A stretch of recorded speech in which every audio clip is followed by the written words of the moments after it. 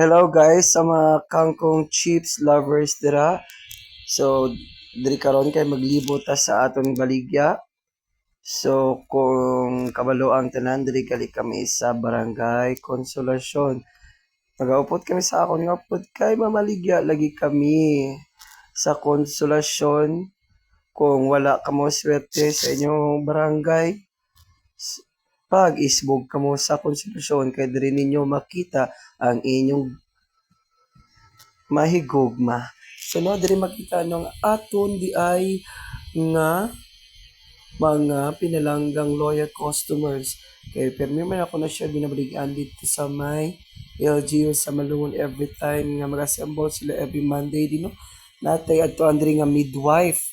Midwife na ni nga lawyer kaya sa ako magpalit sa ako ang kangkong chips every time nga maglibod ko dito sa Malungon magbakal gid ni siya kay iya ning ginapasalubong sa iyang mga bata. So just promote na akong product no, healthy gali ni siya. Instead na magkaon ta ang atong mga bata magkaon sa sang mga junk foods ari kay crispy ni siya kag healthy pagid ang atong nga kangkong chips. So mag-avail na kamo no, just message us directly so diri ka bakin ta sa aton nga baligya ay para i-offer kay ma'am. So finally, ari nagita kay ma'am no, nalipay gid siya so nag-wave siya. Ay, nagkadlaw lang ako kay syempre do medyo nahuya ta sa camera kay syempre si ma'am midwife ni siya diri sa Banahaw.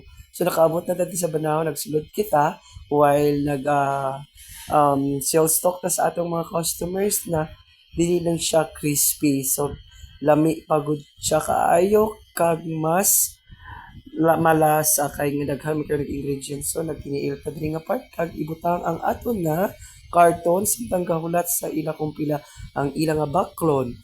So diri ko kumbaga ginamas gina-promote kung akong nga baligya not just about na kay ang mga bata karon hilig na sila sa mga junk food. So instead of a junk foods, pwede sila magpalit sini kay in English kay ari water spinach man ni siya. Correct me if I'm wrong.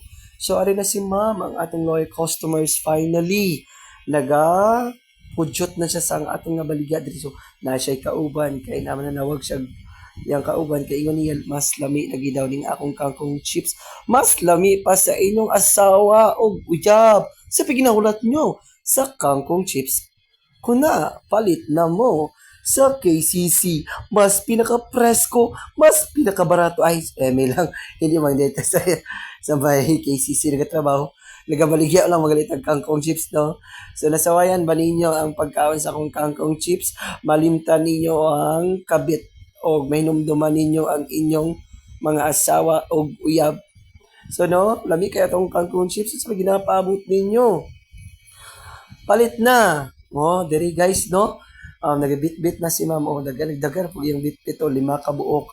O, nanay siya ay 500, worth of 500. O, nagkatawa-katawa ko na naman akong buang. Siyempre, lipay ko, kuno ay, siyempre, 500.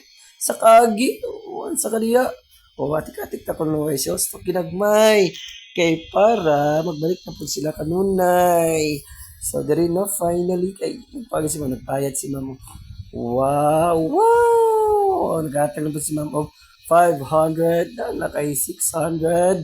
O, dili mi, ano ha? Dili mi company Kibuloy. Ingol nila kay Kibuloy daw, mi kinamaligya daw. Sorry guys. Dili mi kailang Kibuloy. Igora mi na maligya. Bye!